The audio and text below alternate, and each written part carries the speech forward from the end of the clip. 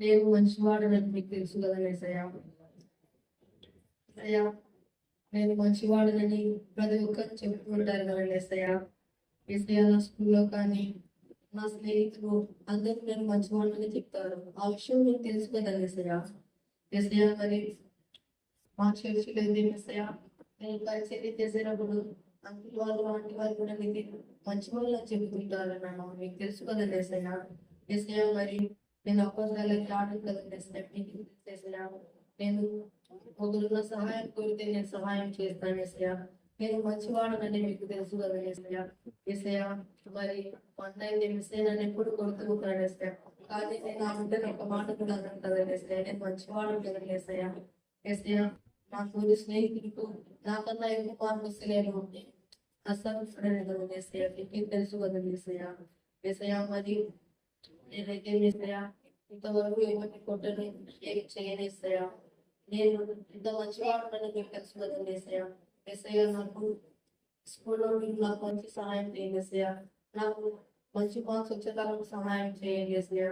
ఏసయ్యా నేనైతే ఇటువంటి అబద్ధం ఆడను కదండి ఏసయ్యా. మీకు తెలుసు కదండి ఏసయ్యా అని ఏసయ్యా నాకు ప్రార్థించి వచ్చినాం తండ్రి. దరిద్రుడు నా మీద వచ్చుకోండి ఏసయ్యా వాళ్ళ ప్రార్థన కూడా అంగీకరిస్తాను.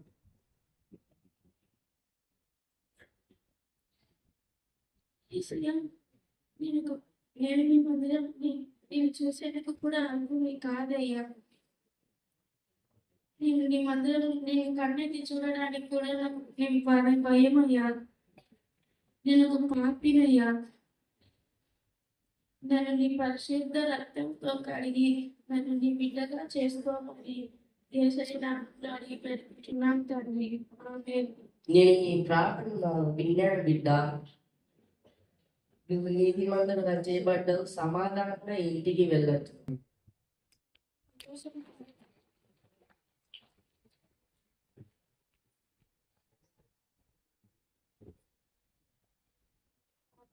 చిన్న ప్రార్థన. మనం దేవుని సన్నిధికి వచ్చేటప్పుడు మనం ఎప్పుడు మంచి రాకూడదు.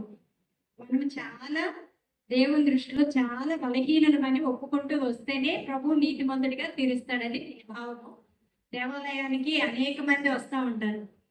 మరి అనేక జాతుల వాళ్ళు వస్తారు, మతాల వాళ్ళు వస్తారు, చాలా వ్యత్యాసం కలిగినటువంటి ధనికులు వస్తారు, దరిద్రులు వస్తారు. కానీ తగ్గింపు మనసుతో ఉన్నటువంటి వాళ్ళనే దేవుడు అంగీకరిస్తాడు, నీతిమంతులుగా చేస్తాడు, సమాధానం ఇచ్చి ఇంటికి పంపిస్తాడు. మరి ఆయనకేమన్నా అంత పెద్ద దీర్ఘ ప్రార్థన చేశాడు, కానీ ఆయనకి ఫలం లేదు. ఒక చిన్న ప్రార్థన, దేవా నేను పాపిని, నా పాపమును క్షమించు, నీ బిడ్డగా నన్ను చేసుకోయి అని చెప్పి ఒక చిన్న ప్రార్థన చేయడం ద్వారా ఆ బిడ్డ యొక్క జీవితంలో దేవుడు ప్రత్యక్షమై నీవు నీతిమంతుడిగా చేయబడ్డావు, సమాధానంగా ఇంటికి వెళ్ళి సంతోషంగా వెళ్ళని చెప్పాడు.